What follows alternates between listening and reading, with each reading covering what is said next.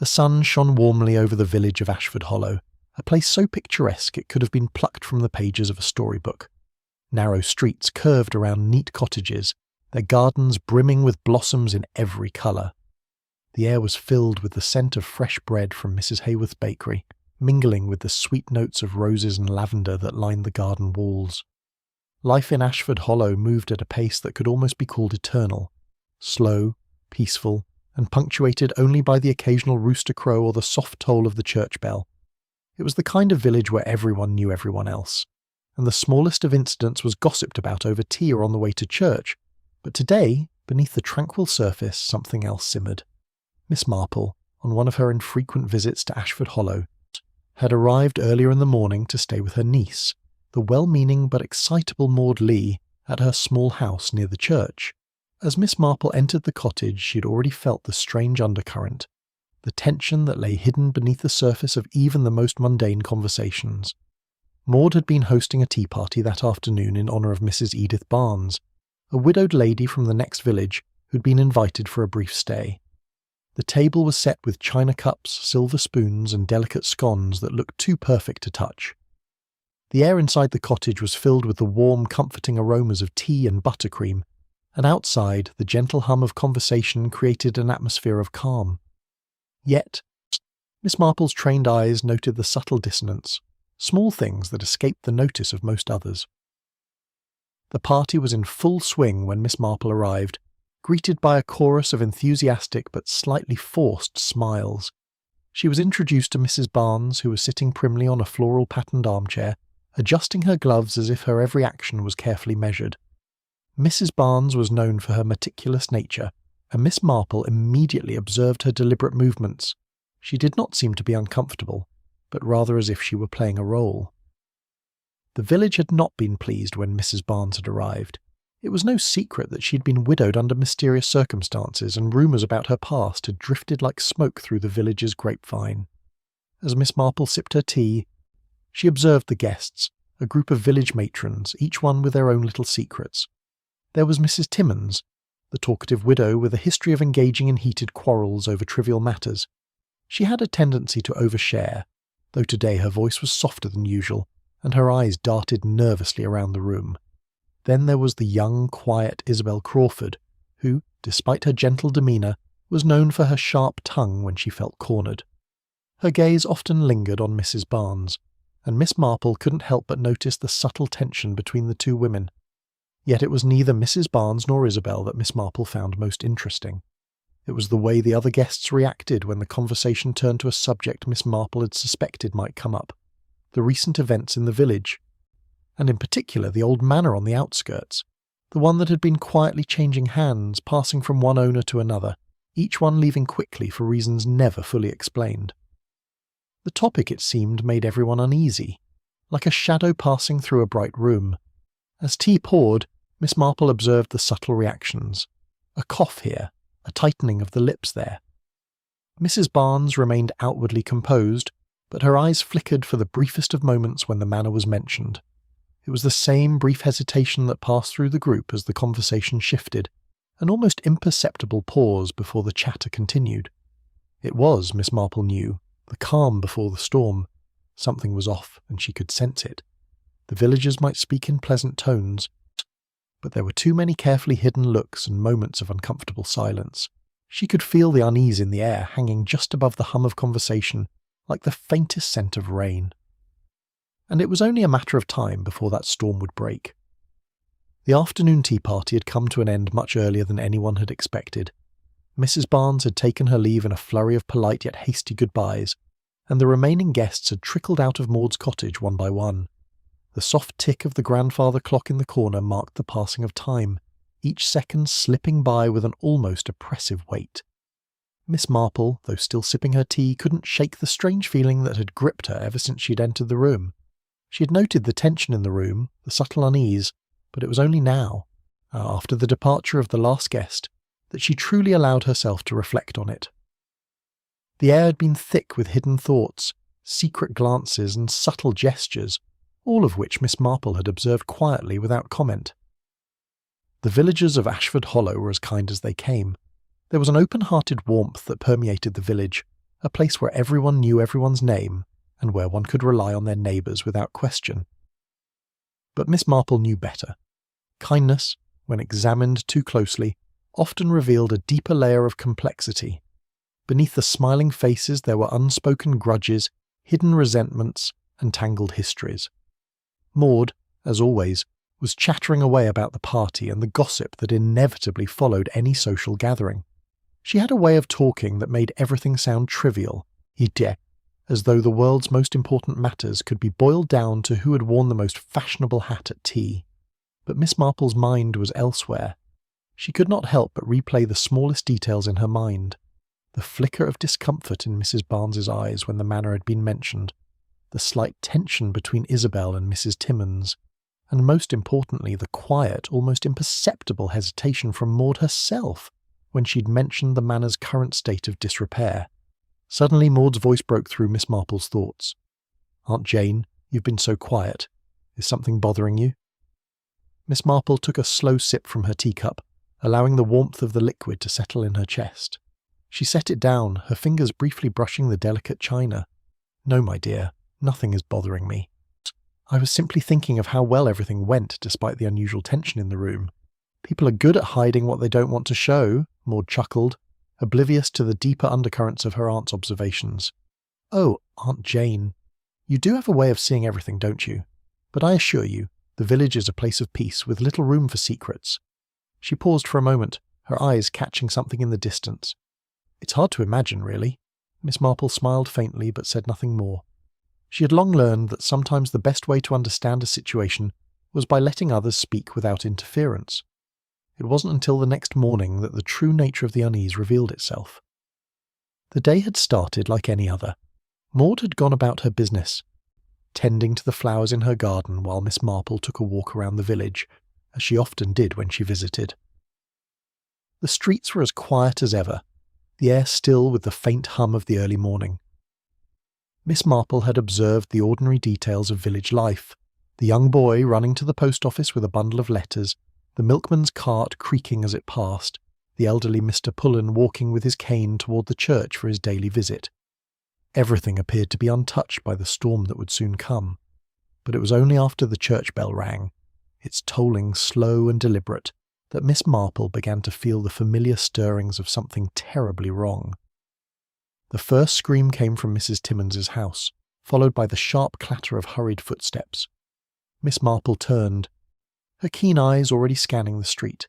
She had already begun to notice the slight unease in the way the villagers moved, faster than usual, eyes darting in that telltale way, and then, as if on cue, the scream rang out once more.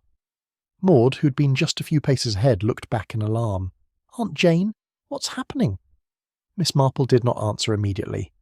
Her mind was already working, running through the possibilities. She didn't need to hear the words to understand what had occurred. The scream was too desperate, too panicked. It was the kind of scream that came only from someone who had witnessed something unspeakable. They hurried to Mrs. Timmins's house, where a small crowd was already beginning to form. Miss Marple pushed her way through the murmuring group, her eyes sharp, her every movement deliberate. The door to Mrs. Timmins' parlour was open, and within a chilling sight greeted her. There, lying at the foot of the old piano, was the lifeless body of Mrs. Timmins herself. She was sprawled awkwardly on the floor, her once chubby face pale, her hands clenched in a fist. Miss Marple bent low to examine her, noting the marks around her neck. Slight bruising, but nothing that seemed immediately fatal.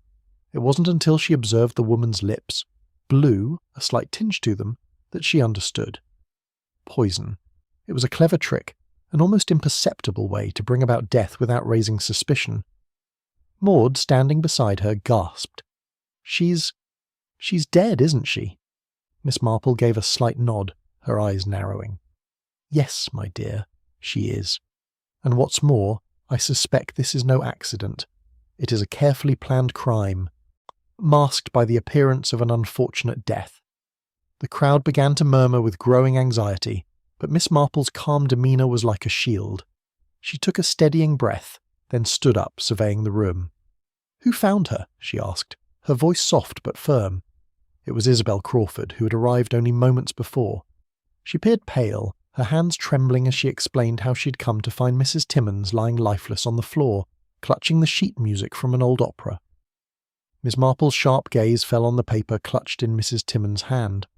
There was nothing particularly remarkable about it, but Miss Marple noticed the oddity. Mrs. Timmins had never been one for music. It was an odd thing for her to have been holding in her final moments, and with that the game had begun. The village of Ashford Hollow had always prided itself on its peacefulness, but that calm had been shattered. The death of Mrs. Timmins was not just a tragedy. It was a disruption that threatened to unravel the very fabric of the tight-knit community. Miss Marple had seen such things before, whispers in the shadows, quiet secrets that festered until they could no longer be ignored. And now the village was on edge, as if each resident had suddenly become aware of a crack in the veneer of tranquility. The discovery of Mrs. Timmins's body had caused an immediate stir, and by mid-morning the local constable, a Mr. Julian Hardwick, had arrived with his assistant, a younger man named Lewis Barker. They were the village's first line of defence against trouble. But Miss Marple knew better than most that not all trouble could be solved by the law alone. Sometimes the truth was buried deeper than any simple investigation could uncover. As the constable began his preliminary inspection of the scene, Miss Marple stood in the doorway of the parlour, her hands folded calmly in front of her. Her gaze never wavered from the body, but her mind was already at work, sifting through the pieces of a puzzle that others seemed content to ignore.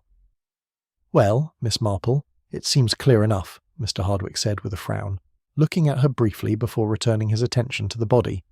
"It's a straightforward case of poisoning. We'll take it from here." Miss Marple did not respond immediately. She had learned long ago that rushing to conclusions was rarely the best course of action. Instead, she let the constable speak, observing the small shifts in his expression, the slight tightening of his jaw as he examined the scene. There was more here than he was willing to admit, and Miss Marple knew it. "Poisoning, you say?" she asked, her voice mild, betraying no hint of doubt. "And yet, you've not yet determined what kind of poison was used, Mr. Hardwick. It would be premature to make such a claim without proper testing, don't you think?"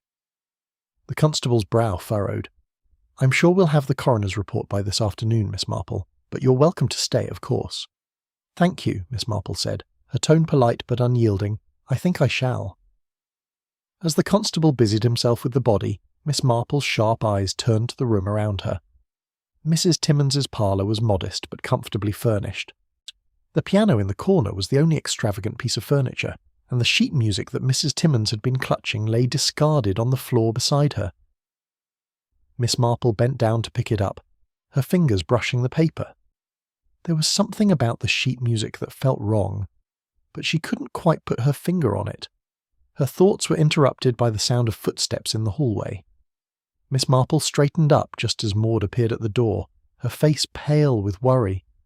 "Aunt Jane," she said, her voice trembling, "is it true? Is Mrs. Timmins really—" "Yes," Miss Marple replied simply, her expression softening. "It's true, my dear. But I believe we've only just begun to scratch the surface of what happened here." Maud looked uncertain, her hands wringing the hem of her dress. "But how could it happen? Mrs. Timmins was such a sweet lady. She was always so kind to everyone, even when people spoke badly of her." Maud's voice faltered as she glanced toward the body. "I don't understand." Miss Marple sighed softly, her eyes thoughtful. "The problem, my dear, is that no one ever truly understands anyone else, not entirely. There are always layers beneath the surface, things people choose to hide." Maud was about to respond when Mr. Hardwick, having finished his preliminary inspection, walked over. "I'm sorry, Miss Marple, but if you don't mind, I must ask you to leave. We need to secure the scene and speak with the other villagers." Miss Marple nodded, giving him a polite smile. "Of course, Mr. Hardwick, but I would ask that you take a good look at the sheet music Mrs. Timmins was holding. It's an odd thing for her to have been carrying around. Don't you think?"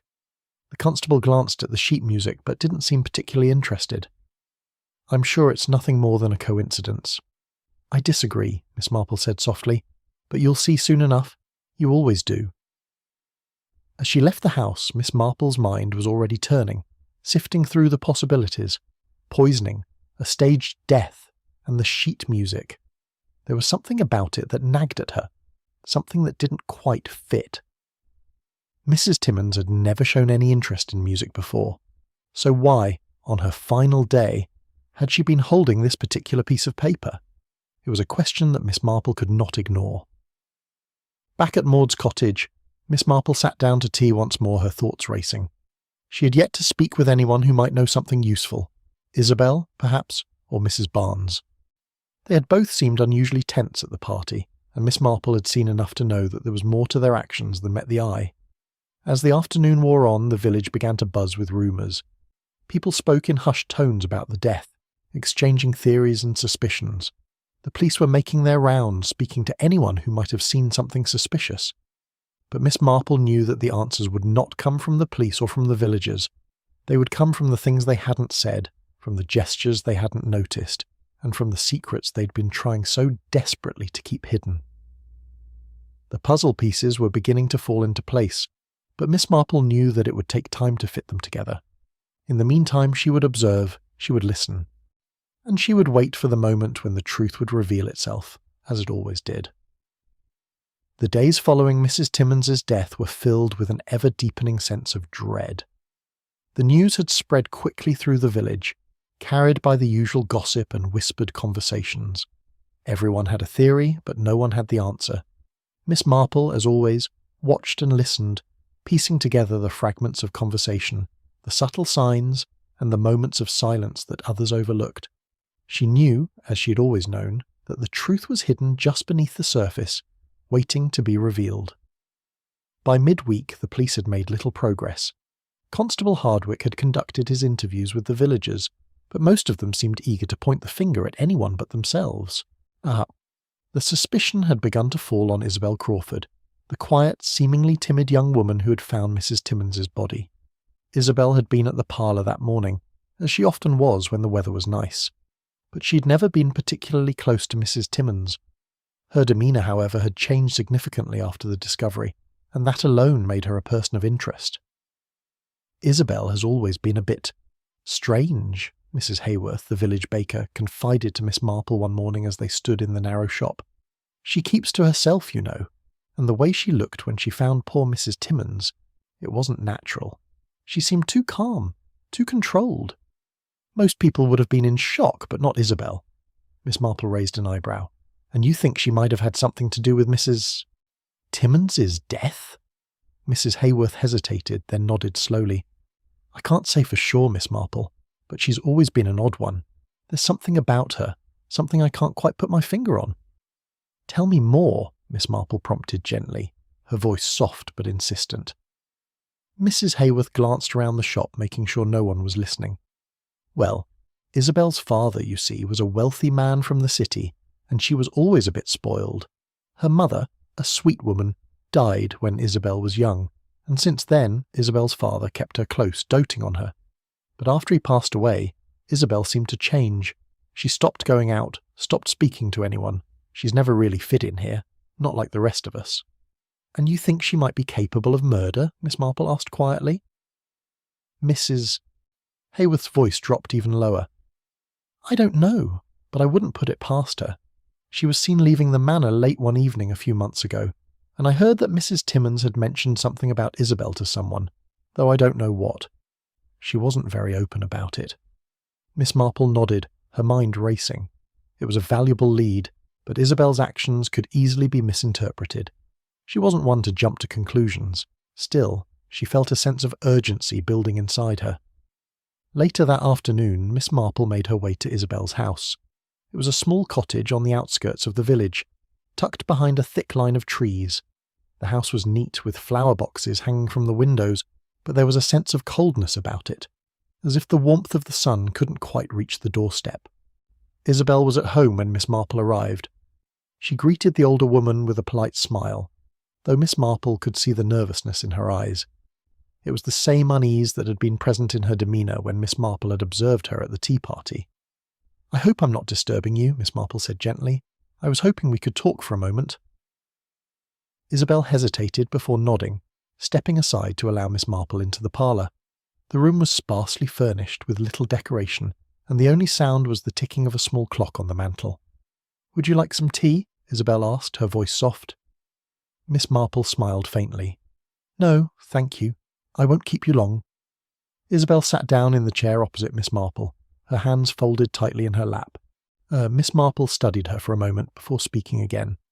"I understand that you were the one who discovered Mrs. Timmons's body," Miss Marple said. "That must have been quite a shock." Isabel's eyes flickered, but she quickly masked the emotion with a neutral expression. "Yes," she replied, her voice steady. "I came by, as I often do, to see how she was doing. I didn't expect to find... that." Miss Marple observed the young woman's face carefully. There was no sign of the typical shock one might expect from someone who had just found a dead body. Instead, there was an unsettling calmness, as though Isabel had already prepared herself for the sight.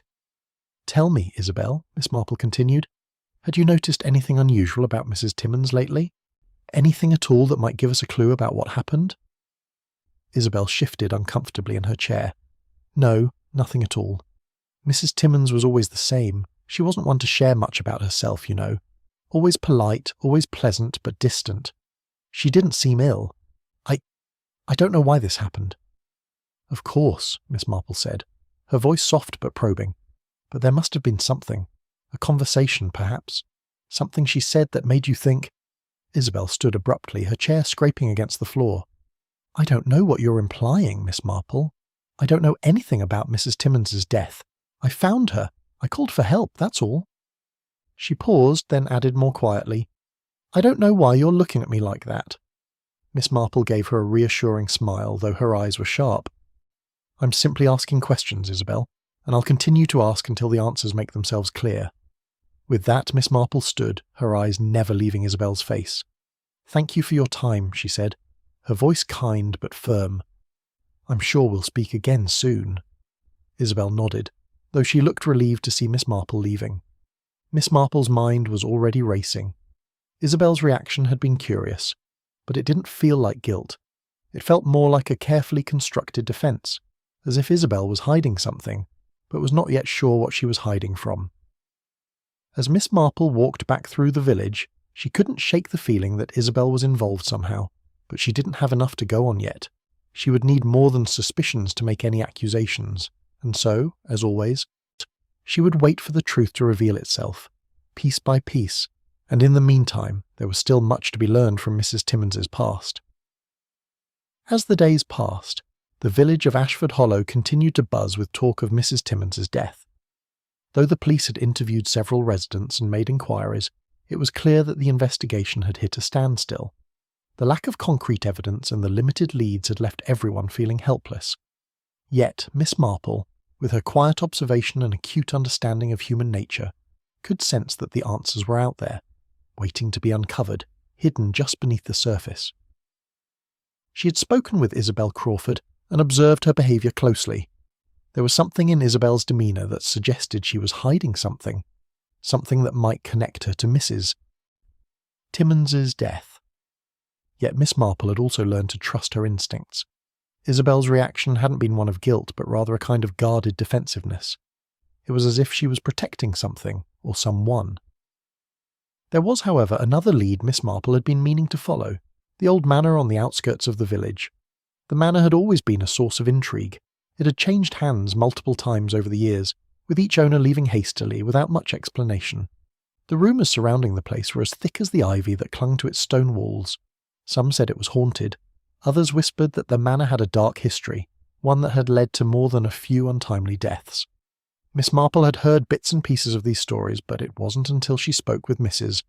Barnes that the manor began to take on a more sinister significance. Mrs. Barnes, who had been a guest at the tea party, had seemed unusually interested in the manor, though she had tried to mask it behind polite conversation. Miss Marple had noted the subtle way Mrs. Barnes had glanced at the manor when it was mentioned, and how quickly she had changed the subject. It was that moment, the brief flicker of unease, that had sparked Miss Marple's interest. And so, with a deep breath, Miss Marple set out for the manor, determined to uncover the secrets it held. She had already spoken with the local historian, Mr. Edmund Hale, who had been researching the manor's history, but he had been no help. He was known for his meticulous research, but his death just a few weeks ago, under mysterious circumstances, had added another layer of mystery to the manor's already murky reputation. As she walked down the narrow path leading to the manor, Miss Marple couldn't help but feel the weight of the years that had passed. The stone walls of the manor loomed over her, their cracks and weathered surfaces bearing witness to the passage of time. The ivy that clung to the stone seemed almost alive, twisting and curling as if trying to conceal the secrets hidden within. The front door creaked open as Miss Marple stepped onto the front porch. The manor had been abandoned for some time, but the air around it was still thick with history. She could almost hear the whispers of its past, the echoes of lives lived and lost within those walls. She knocked softly on the door, but there was no answer. Undeterred, Miss Marple pushed the door open and stepped inside. The smell of dust and mildew greeted her, but it was the silence that struck her most. It was the kind of silence that only an old house could have, deep, heavy, and full of untold stories. The foyer was large, with a staircase that led up to the second floor. The floors creaked beneath her feet as she moved deeper into the house, her eyes scanning the surroundings. The furniture, once grand, was now covered in dust sheets, and the portraits on the walls were faded, their once vibrant colours muted by time. She walked through the halls, each room more desolate than the last. Yet as she entered the library, Miss Marple's eyes fell on a set of bookshelves that seemed to be slightly out of place. The books were old and covered in dust, but one particular book caught her eye. It was a leather-bound journal, its pages yellowed with age. Miss Marple approached the shelf and carefully pulled the journal from its resting place. She opened it slowly, her fingers brushing the pages. The handwriting was neat but dated, and as she read the first few lines, she realized that it belonged to someone who had once lived in the manor, someone who had known its darkest secrets. The journal spoke of family feuds, hidden debts, and unresolved tensions. It detailed arguments between family members over the inheritance of the manor and hinted at a tragedy that had occurred years before. The words on the page painted a picture of a family torn apart by greed and ambition, with secrets buried deep beneath the surface. As Miss Marple read on, she discovered an entry that seemed to connect the dots. The writer mentioned an outsider, a woman, who had become entangled in the family's affairs. The woman's name was never mentioned, but the journal described her as someone with a dangerous connection to the family's wealth. The entry ended abruptly, as if the writer had been interrupted. Miss Marple closed the journal and tucked it under her arm. She now had a new lead, one that could tie the manor's tragic history to the recent death of Mrs. Timmins. The woman mentioned in the journal seemed to fit the profile of someone who could have been involved in the crime. But who was she, and what role had she played in the family's downfall? Miss Marple's thoughts were interrupted by the sound of footsteps approaching. She quickly moved to the door and peered out from behind the curtain. A figure was walking toward the manor, a man tall and well-dressed. It was Mr. Hale, the local historian, though he appeared to be in a hurry. Miss Marple stepped out of the shadows and called out to him. "Mr. Hale, I wasn't expecting to see you here." He turned, startled, but quickly regained his composure. "Miss Marple, what are you doing here?" His voice was a little too sharp, a little too defensive. "I might ask you the same question," Miss Marple replied with a calm smile. "I believe I've found something that may be of interest to you." Mr. Hale looked at her warily, his eyes flicking toward the journal she was holding. "I was just checking on some old records," he said quickly. "There's nothing more to be found here, Miss Marple. This house has nothing but ghosts." Miss Marple raised an eyebrow, her gaze steady. "I wouldn't be so sure about that, Mr. Hale. Some ghosts never leave. They're just waiting for someone to listen." The look in his eyes shifted, and for a brief moment Miss Marple saw something flash across his face. Fear, perhaps, or guilt. Whatever it was gone before she could analyse it further. "You should be careful," he said, his voice low. "Not all mysteries are meant to be solved." Miss Marple nodded slowly, watching him retreat into the distance. She had learned everything she needed to know. Mr. Hale knew more than he was letting on, and he was hiding something that would lead her closer to the truth. The days that followed Miss Marple's visit to the manor were filled with a sense of quiet anticipation. The pieces of the puzzle were slowly beginning to fall into place, but there were still gaps, small elusive details that refused to be understood. She had learned much about the manor's history, its troubled past, and its connection to the Timmins family, but one key piece of the puzzle remained stubbornly out of reach. Miss Marple knew that the more she delved into the history of Ashford Hollow and its inhabitants, the more she uncovered hidden connections. The manor, though abandoned, still seemed to hold secrets that only a careful observer could uncover. And now, after reading the journal left behind by the long-dead resident, Miss Marple had a nagging feeling that someone, was deliberately trying to keep the truth hidden. Her suspicions had led her to one person in particular, Mrs. Barnes. The widow from the neighbouring village had been strangely evasive when Miss Marple had spoken with her after the tea party. Mrs. Barnes had been present at the gathering. Her interest piqued when the manor was mentioned. But Miss Marple had noticed the way her eyes had flickered when the subject was raised. She had been hiding something, and Miss Marple intended to find out what it was. It was late afternoon when Miss Marple finally decided to visit Mrs. Barnes. The day had been grey, with the air heavy with the promise of rain.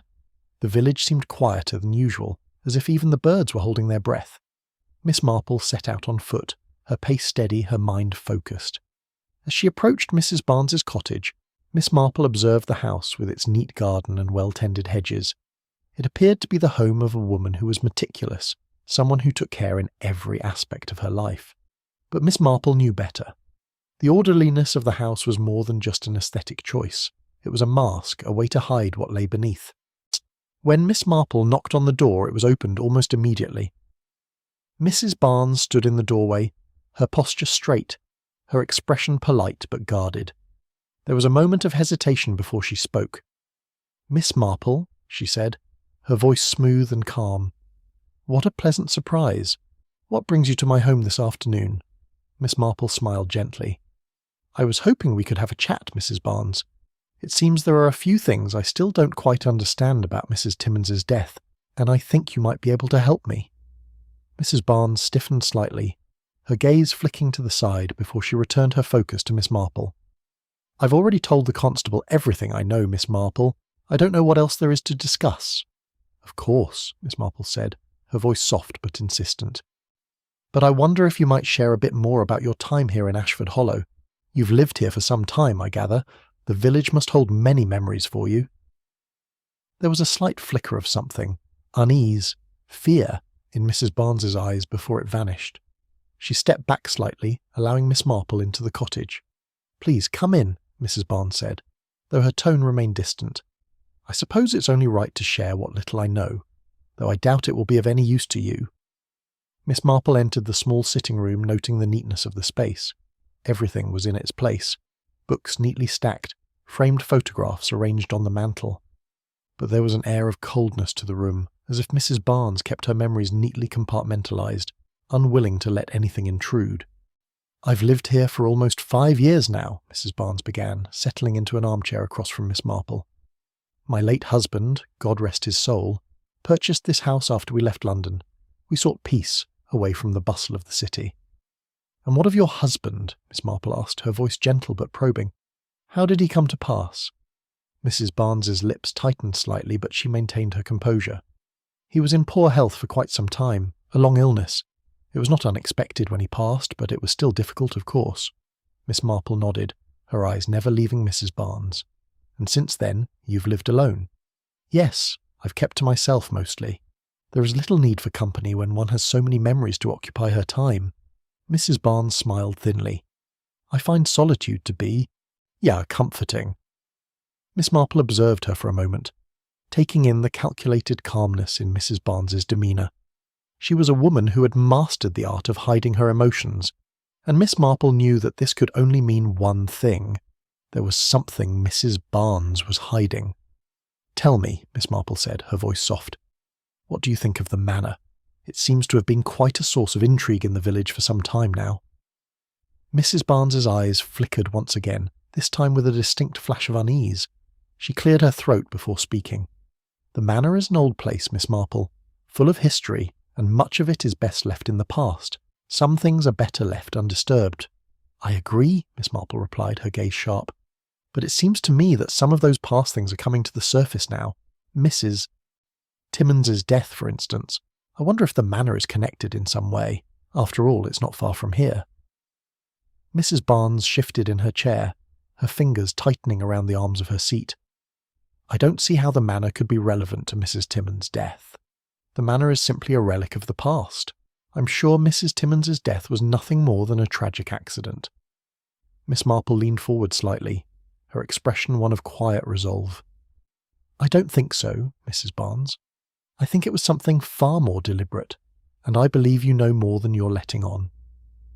For a moment there was a long silence.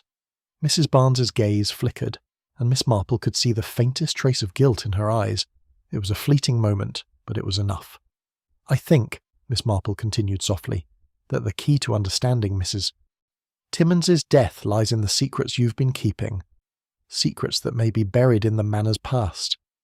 Mrs. Barnes's lips tightened, and for a long moment she said nothing. But Miss Marple knew that her words had struck a chord. The quiet tension in the room spoke volumes.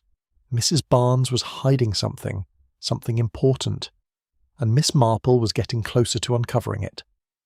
Miss Marple's conversation with Mrs. Barnes had left her with more questions than answers. The widow's carefully constructed calmness had begun to crack under the pressure of Miss Marple's observations, but there was still something she wasn't saying. Mrs. Barnes's reactions, her flickering gaze, her defensiveness, spoke volumes. Miss Marple knew that the woman had more to hide, but how much more, and what exactly was it? That night Miss Marple lay in bed, her mind racing over the events of the past few days. The Manor, the journal, the whispers of the past, it all seemed connected, but in what way? The pieces were scattered, disjointed, and yet Miss Marple couldn't shake the feeling that she was on the verge of discovering something monumental. The Manor's shadow hung over the village like a dark cloud, and Miss Marple was determined to lift it. The next morning she set out again, determined to follow the faint thread that she hoped would lead her to the truth. Mrs. Barnes had been evasive, but Miss Marple had one more idea, one place where secrets were often kept hidden: the village post office. The post office, run by Mr. Johnson, a stout, cheerful man who had been in the village for years, was a central hub for the village's gossip and news. Letters came and went, and packages were delivered from places far and wide. Mr. Johnson was a well-meaning man, but he had the uncanny ability to remember every conversation and every letter that passed through his hands. Miss Marple had spoken with him on several occasions, and she knew that he would be the right person to help her uncover any missing details. When Miss Marple entered the post office, the familiar scent of ink and paper filled the air. Mr. Johnson looked up from behind the counter, his round face lighting up in a smile. "Ah, Miss Marple, what can I do for you today?" he asked, wiping his hands on a cloth. "I wonder if you could help me with something, Mr. Johnson," Miss Marple said, her tone friendly but purposeful. "I've been thinking about some of the letters that passed through here recently. I'm looking for anything that might have come from the Manor. Anything out of the ordinary, you know." Mr. Johnson's face faltered for just a moment, a flicker of hesitation crossing his features before his usual jovial expression returned. "Well now, Miss Marple, I'm afraid I don't know what you mean by out of the ordinary. We handle a lot of correspondence here, but I do keep a record, of course. Let me see what I can find." Miss Marple nodded, her mind working rapidly. She had always trusted Mr. Johnson's memory, but the brief hesitation made her wonder if there was more to the story. He stepped into the back room, returning a few moments later with a ledger in hand. He flipped through the pages, his finger tracing the entries. "There," he said finally. "It looks like there was a letter sent to the Manor about a month ago, from a place called Holloway House, just outside of town. It was addressed to the current resident, but I don't think it was ever delivered. The letter was returned to the sender a few days later, marked 'No longer at this address.'" Miss Marple's interest piqued. "Holloway House? And who sent this letter, Mr. Johnson?" "That's the odd part," he replied, flipping through the pages again. "I remember this one clearly. The sender was listed as a woman named Marjorie Whitlock. I don't know the name, but I do recall her coming in to ask about it. She seemed quite distressed when she found out the letter couldn't be delivered." Miss Marple's thoughts swirled. The name Marjorie Whitlock was unfamiliar, but the connection to the Manor was undeniable.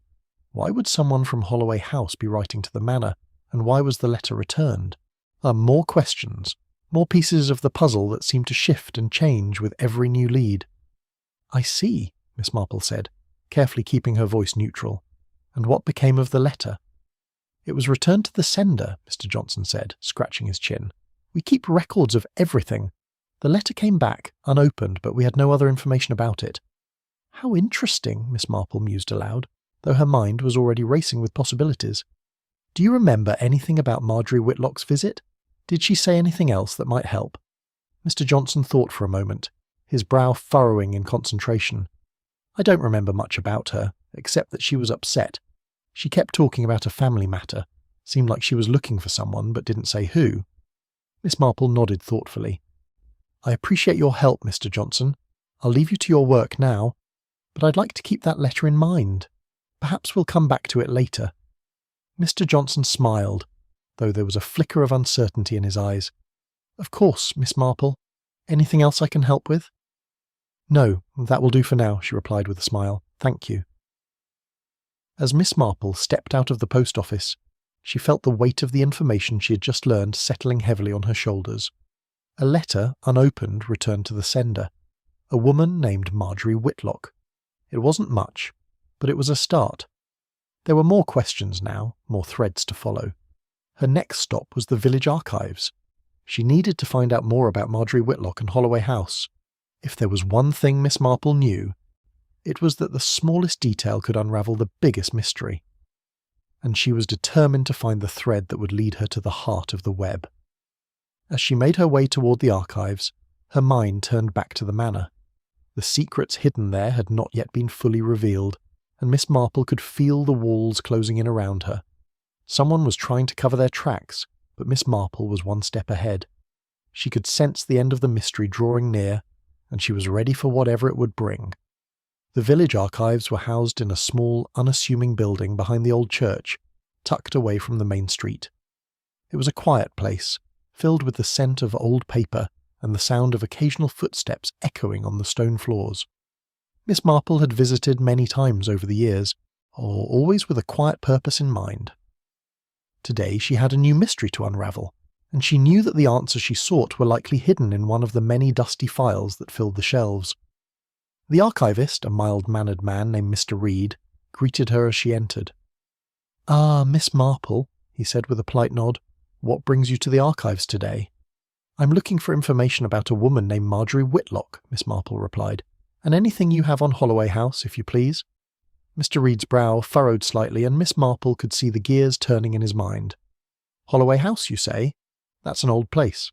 Been abandoned for years, though I believe it had a troubled history." He hesitated, as if weighing his words carefully. "And Marjorie Whitlock? I don't recall that name off the top of my head, but let me check the records for you." Miss Marple gave him a grateful smile and settled into one of the chairs, allowing him the time to gather the relevant documents.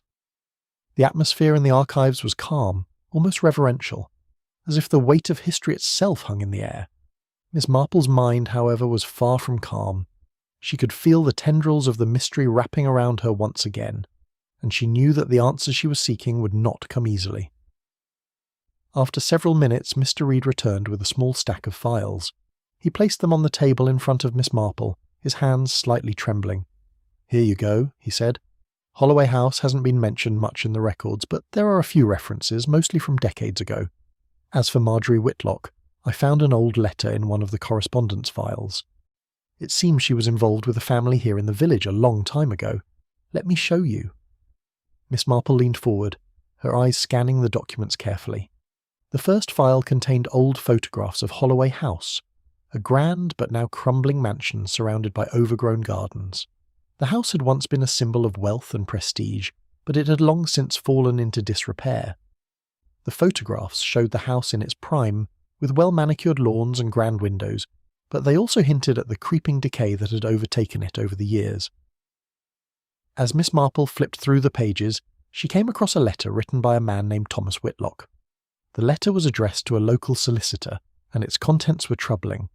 It spoke of a dispute over property and inheritance, a battle between family members that had left bitterness and resentment in its wake. Thomas Whitlock, Miss Marple muttered to herself, the name ringing a bell. She had heard of him before. He was the father of Marjorie Whitlock. He had once owned several properties in Ashford Hollow, including Holloway House, but he had died under mysterious circumstances many years ago.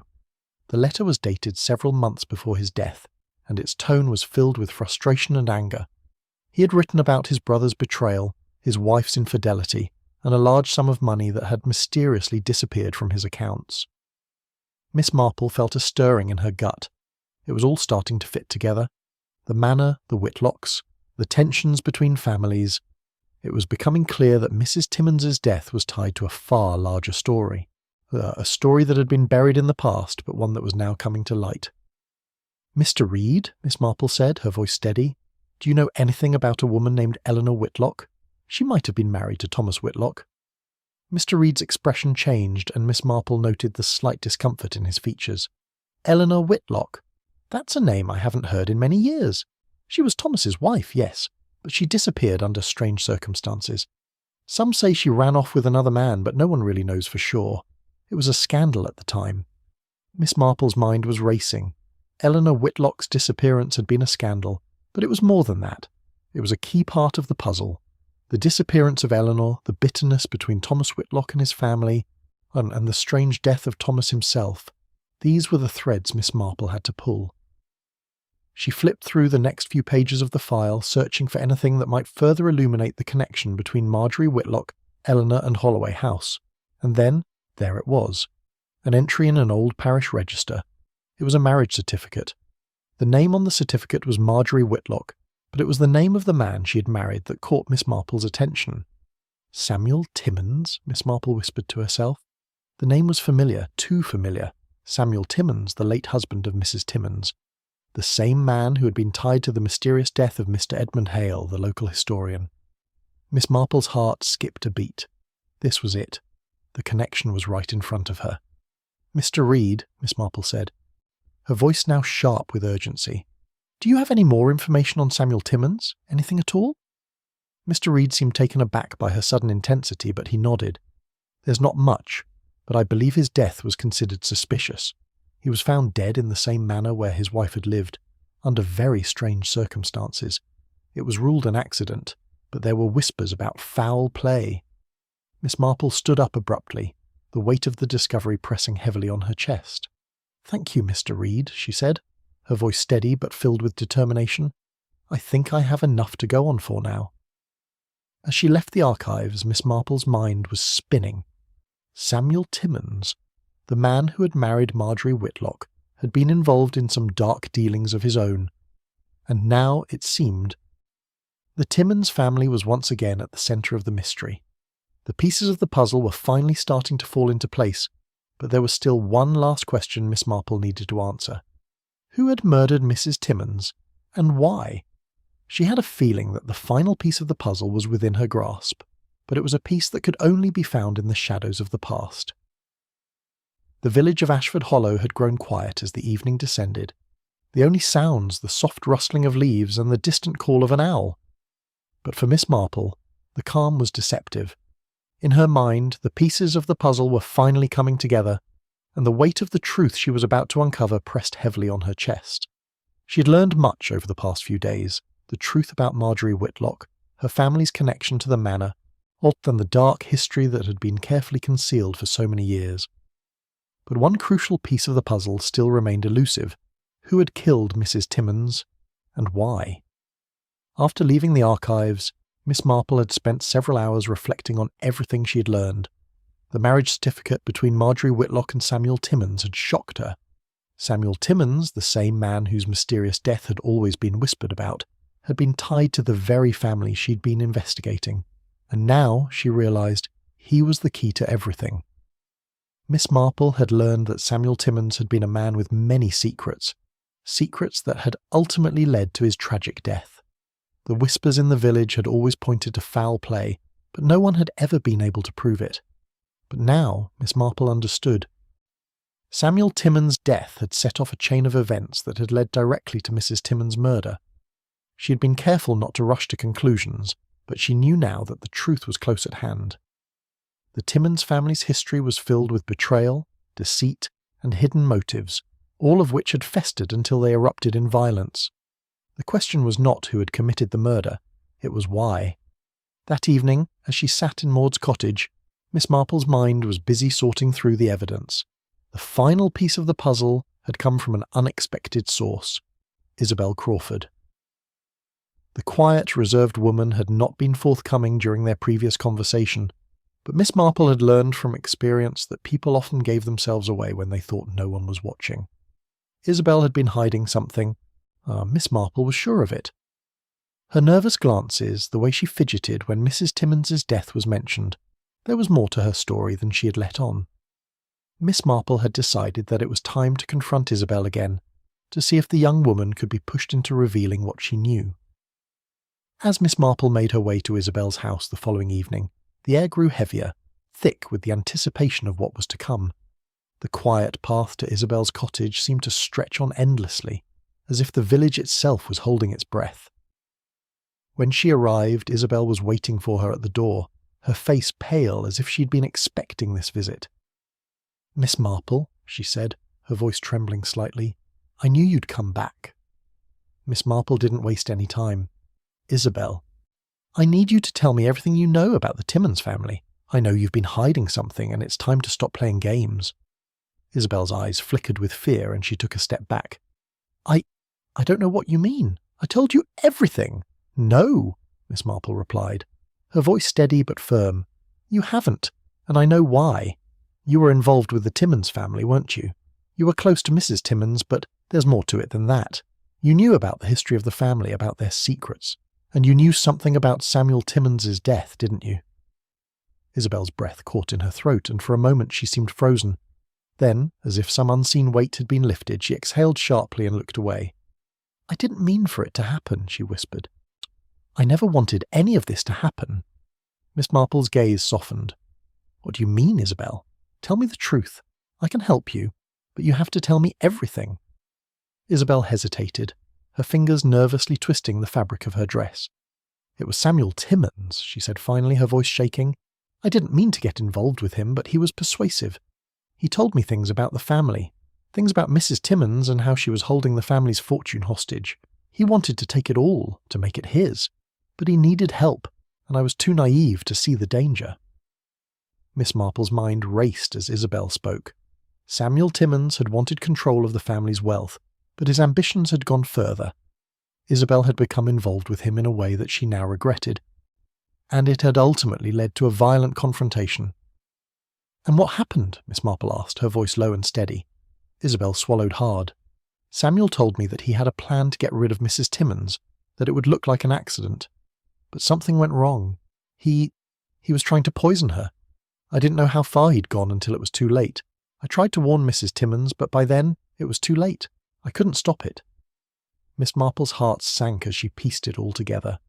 Isabel had been complicit in the murder, but her involvement had been born of fear and manipulation.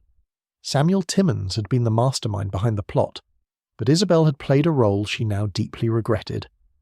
"And when Mrs. Timmons died," Miss Marple said softly, "you knew the truth, but you kept it hidden.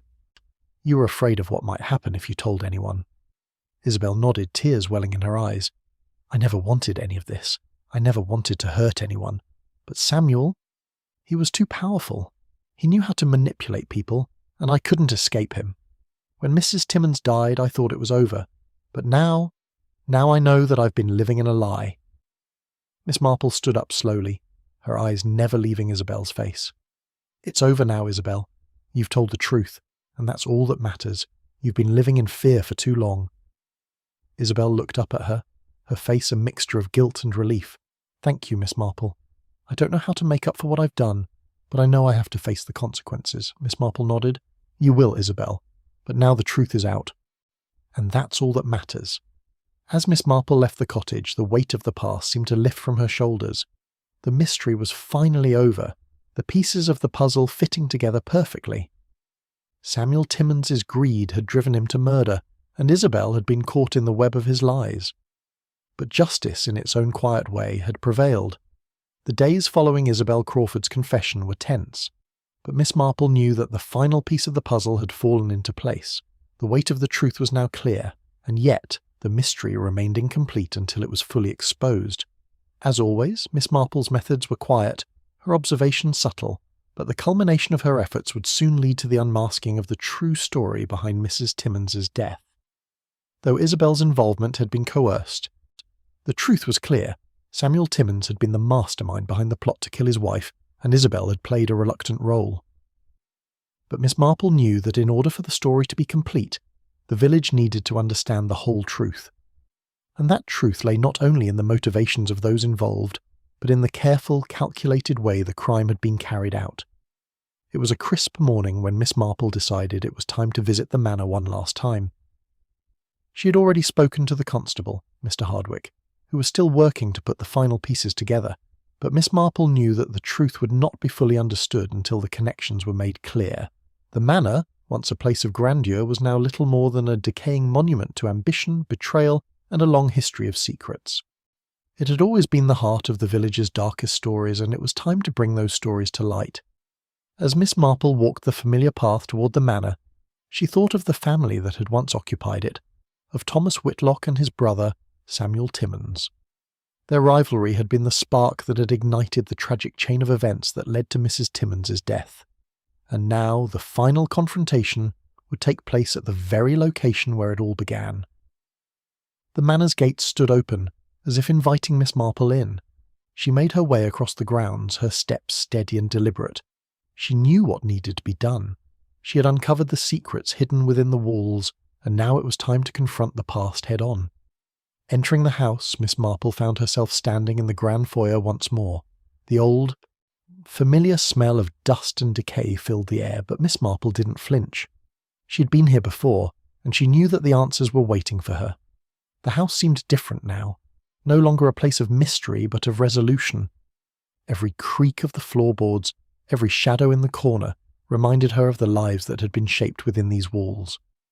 She made her way to the parlour, where Mrs. Timmins had been found dead. The furniture had been cleared away, but the remnants of the crime still lingered in the air. Miss Marple stood for a moment, taking in the room, her sharp eyes scanning the details. It was here that everything had come to an end, and it would be here that she would make the final revelation.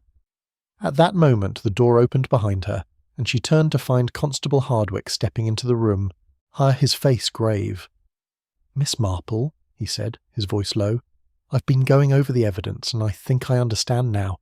It wasn't just an accident. It was deliberate, wasn't it?" Miss Marple nodded, her gaze unwavering. "Yes, Constable. The evidence points to one man, the late Samuel Timmins." Hardwick frowned, his brow furrowing. "But why, Miss Marple? What was his motive?" Miss Marple smiled faintly. "It wasn't just greed, though that played a part. Samuel Timmins was consumed with a desire for control, for power over the family fortune. He wanted the manor, the wealth, everything his wife had, and when she refused to relinquish it, he decided to take matters into his own hands." "But how did Isabel fit into all of this?" Hardwick asked, clearly struggling to understand. "Isabel was caught in the web," Miss Marple replied, her voice soft but firm. "She was manipulated by Samuel. He knew she was vulnerable and he preyed on her insecurities. He convinced her that his plan was the only way to secure a future for both of them." Hardwick shook his head slowly, his gaze distant. "And Mrs. Timmins? Was she truly the target all along?" "Yes," Miss Marple said, her voice tinged with sadness. "She was the obstacle. She had been the one standing in Samuel's way. He had planned to poison her, but his plan went awry. Isabel found the body, but by then it was already too late." The constable looked down at the floor, his hands clasped tightly in front of him. "I never would have guessed. It's hard to believe that something so evil could happen right under our noses." Miss Marple's eyes softened. "Evil often hides behind a smile, Constable. It's the quiet ones. The ones who know how to manipulate others, who can do the most harm. Samuel Timmins had been hiding his true nature for years." "Is Isabel being arrested?" Hardwick asked, a note of concern in his voice. Miss Marple hesitated for a moment. "No, Constable. Isabel was a victim in all of this. She acted out of fear and desperation. She didn't intend for anyone to die. She's willing to face the consequences of her actions, but she's not the murderer." Hardwick nodded, though there was still a look of uncertainty in his eyes. "And what now? What happens to the Timmins family's fortune?" Miss Marple smiled faintly. "The family wealth will be divided, but not in the way Samuel had hoped. His plan was thwarted by his own greed and ambition. The manor will eventually be sold, and the proceeds will go toward rebuilding what was broken. As justice has been done, Constable, but the scars remain." As Miss Marple turned to leave the manor, her thoughts lingered on the events that had transpired. She had uncovered the truth, but it had come at a cost. The village, once so peaceful, would never be the same. Yet in the end, justice had prevailed. The past had been revealed, and the secrets of the Timmins family had been exposed for all to see. And as Miss Marple walked back to Maud's cottage, she couldn't help but reflect on the complexity of human nature. the way people hid their true selves behind masks of civility, the way ambition and greed could twist a person's soul. It was a lesson she had learned long ago, and one that she would never forget. The village of Ashford Hollow had slowly begun to settle back into its routine, though a shadow still lingered over it. The whispers of Mrs. Timmons's death, the revelations about the Timmons family and the involvement of Isabel Crawford had all left their mark. The villagers had learned much about the darkness that could hide behind even the most pleasant facades, but as always, life moved on. The church bell still tolled on Sunday mornings, the milkman still made his rounds, and the children still played in the meadows, unaware of the gravity that had recently gripped their peaceful home. Miss Marple, however, could not forget. Though justice had been served, the intricacies of human nature, the fragility of trust, the malleability of guilt, and the persistence of secrets had left their imprint on her. She had solved the case, but the path to the truth had been far more complicated than even she had anticipated. The Timmons family's tangled history had been a testament to the destructive power of ambition and deception, and though the villain had been exposed, the cost had been high. Miss Marple sat at Maud's cottage the morning after the final confrontation. The quiet ticking of the clock the only sound in the room. The sunlight streamed through the window, casting long shadows across the floor. But Miss Marple's mind was far from the peaceful scene before her. She had just finished her tea, a small cup held lightly in her hands, as her thoughts drifted back to the events that had led her here. The confession from Isabel Crawford had been the key to unlocking the mystery, but it had come with its own weight of sorrow. Isabel had been manipulated, trapped in a web she hadn't fully understood until it was too late. She had been a pawn in Samuel Timmons's ruthless game, but she had still played a part in the murder. Miss Marple had watched her closely, knowing that Isabel's remorse was genuine, but there was still a price to be paid for her involvement. The villagers, too, were still processing what had happened. Some had been shocked, others relieved, but all of them had been forced to confront the reality of their own blind spots. It was easy to overlook the small, subtle signs that something was wrong when everything appeared perfect on the surface. Miss Marple had seen it time and time again, the way people were quick to judge the obvious and ignore the deeper truths hidden in plain sight. But now, as the village began to settle into the calm of the aftermath, Miss Marple could not help but feel the weight of the unresolved questions that still lingered. Isabel's future was uncertain, and though she had been spared a harsher punishment, the toll of her actions would haunt her for the rest of her life. As for the Timmons family's legacy, the manor would be sold, and the proceeds would go toward compensating the victims of Samuel Timmons' betrayal. It was a bittersweet resolution, one that did little to erase the scars left by the past. Just as Miss Marple was lost in thought, a soft knock came at the door. She rose to answer it, and Maud entered with a tray of fresh scones and tea. The younger woman's expression was lighter than it had been in days, but there was still a quiet sorrow behind her eyes. "Good morning, Aunt Jane," Maud said, setting the tray on the table. "Ah, I thought you might like some breakfast. I know you've been up early again." Miss Marple smiled warmly. "Thank you, Maud. You're very thoughtful." Maud sat down across from her, her hands wrapped around her own cup of tea. "You know, I've been thinking a lot about everything that happened," she said quietly. "The village seems so much quieter now, doesn't it? As if everything has changed, but no one really knows how to talk about it." Miss Marple nodded slowly. "Yes, my dear. I think you're right. It's easy to forget that a tragedy, even one as complicated as this, leaves its mark on a community, and sometimes it's the quiet aftermath that's the hardest part." Maud was silent for a moment, then looked up at her aunt with a curious expression. "Aunt Jane, do you ever wonder if you could have done something differently? Maybe solved it sooner, or stopped someone from getting hurt?" Miss Marple's gaze softened. "I often think about that, Maud. It's natural to question the choices we make, especially when lives are at stake. But the truth, my dear, is that the outcome was always meant to unfold as it did. The pieces of the puzzle were there, waiting to be found. All I did was observe, listen, and wait for the truth to reveal itself. You cannot change the past, but you can learn from it." Maud nodded thoughtfully, but there was still a question lingering in her eyes. "Do you think Isabel will be all right?" "Time will tell," Miss Marple replied. "She will carry the burden of her actions, but she's shown genuine remorse. That counts for something. She will need to find a way to make peace with herself." They sat in silence for a moment. the weight of the conversation hanging between them. Outside, the sun had begun to sink lower in the sky, casting long shadows across the garden. The village, so often a place of quiet simplicity, now seemed to carry the echoes of everything that had transpired. Miss Marple leaned back in her chair, her eyes distant as she thought of the village's future. Ashford Hollow would move on just as it always had. But the memory of the Timmins family's dark history would linger, a quiet reminder of the things people kept hidden. Later that evening, Miss Marple took one last walk through the village, her steps slow and deliberate.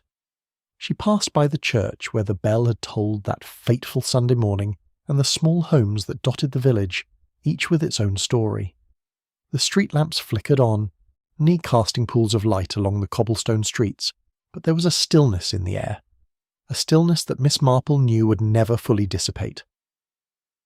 As she reached the village square, she paused for a moment, gazing at the quiet streets. In a way, everything had returned to normal. The village had recovered its sense of calm, its unhurried rhythm. But Miss Marple knew that the village would never be the same. No place could go through something like this without being changed forever. She turned back toward Maud's cottage, her mind at ease for the first time in days. The mystery had been solved, and justice had been served. Yet, as always, Miss Marple was reminded of the deeper truth that lay just beneath the surface of human nature. How easily we can deceive ourselves, how fragile our sense of security truly is. The truth, once uncovered, could heal, but it also left behind scars that could never be erased.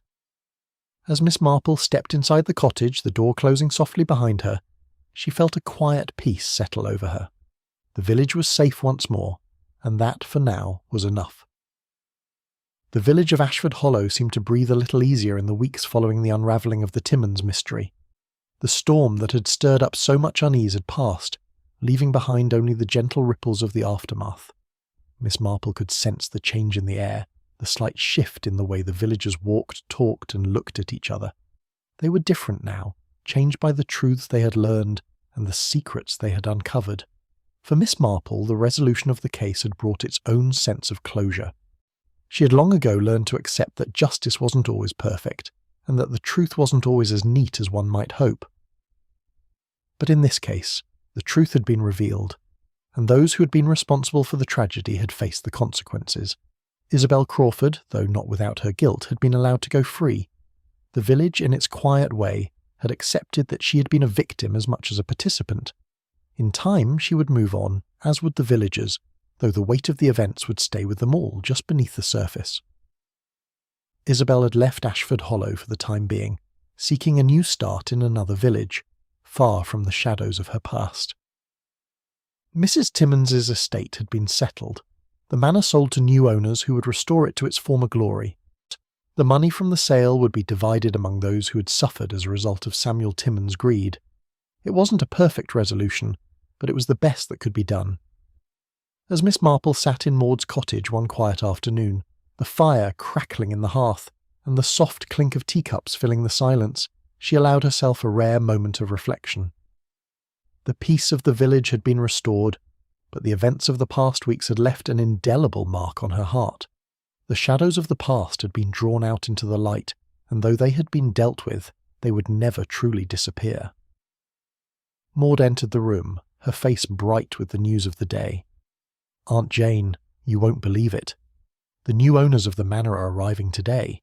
They've already started the renovations. And they've promised to restore everything, right down to the garden. It's going to look just like it did when it was first built." Miss Marple smiled, her gaze flickering with a mixture of curiosity and amusement. "That's good news, Maud. The manor will find new life, just as the village will. It seems that in the end, everything finds its way back to where it belongs." Maud set down the tray she was carrying and took a seat beside her aunt. "Do you think that the village will ever really forget what happened? Or will we all carry it with us forever?" Miss Marple looked at Maud, her eyes soft and full of understanding. "I think, my dear, that the village will remember in its own way. It will move on, as all things do. But some memories, the painful ones, stay with us. They shape us, even when we don't realize it. We carry them like a thread woven into the fabric of our lives, and they guide us, even in the quietest of moments. Maud nodded thoughtfully, her hands clasped in her lap. It's strange, isn't it? How we think we know the people around us, but sometimes we're the last to understand what's truly going on in their hearts. Yes, Miss Marple agreed quietly. We all wear masks, Maud, some more carefully than others, and sometimes the most dangerous things are the ones we refuse to acknowledge, those things that lurk in the shadows, waiting for the right moment to surface. A soft knock at the door interrupted their conversation, and Maud stood to answer it. When she returned, she was followed by a young man in a smart suit carrying a small envelope. "Aunt Jane, this is Mr. Dawes," she said, introducing him. "He's come from the new owners of the manor. They've asked to speak with you." Miss Marple's eyes brightened with interest. "How very kind of them," she said, rising slowly to greet the man. "I'm always happy to meet those who come to Ashford Hollow with good intentions." Mr. Dawes smiled politely and handed Miss Marple the envelope. "The new owners wish to thank you for all you've done for the village, Miss Marple," he said. "They understand that you've played a significant role in the recent events, and they want to express their gratitude for your help in bringing everything to light." Miss Marple took the envelope and opened it slowly. Inside was a small letter, written in neat, elegant handwriting. "Dear Miss Marple, we wish to express our deepest gratitude for your insight, your patience, and your wisdom in solving the mystery that has haunted Ashford Hollow for so long. It is because of you that the truth was revealed and that justice was done. As a token of our appreciation, we would like to offer you something that may help you remember this village fondly as you have helped it in its time of need. With our best regards, Mr. and Mrs. Jonathan Westmore." The letter was signed with a flourish, and Miss Marple felt a small smile tug at her lips. The Westmores were the new owners of the manor, a couple who had lived in the area for some time but had only recently purchased the property. They had been aware of the village's recent troubles, but they had kept a low profile, preferring to let the past stay buried. And yet, in their gratitude, they had reached out. They recognised the role that Miss Marple had played, and now, in their own way, they were offering a gesture of goodwill. Miss Marple folded the letter carefully and placed it back in the envelope. "How very thoughtful," she murmured. "I shall be sure to visit them soon." Maud looked at her with curiosity. "What do you think they'll be like? The new owners, I mean." "I suspect they'll be much like anyone else," Miss Marple replied with a smile. "They'll have their secrets, their joys, their struggles. But in time, they'll become part of the fabric of this village, just as everyone else does. Ashford Hollow has a way of welcoming people, no matter their past." As the afternoon wore on, Miss Marple sat back in her chair, allowing herself to finally relax. The village was safe once more. The Timmins family's dark legacy had been laid to rest. And the Westmores were ready to breathe new life into the manor. Life, as it always did, would move on. But for Miss Marple, there was always one more mystery waiting, just beyond the horizon. The quiet mysteries of the human heart, the ones that couldn't be solved by logic alone, were the ones that she would always be drawn to. And as long as those mysteries existed, Miss Marple would continue to listen, observe, and find the answers, one quiet truth at a time.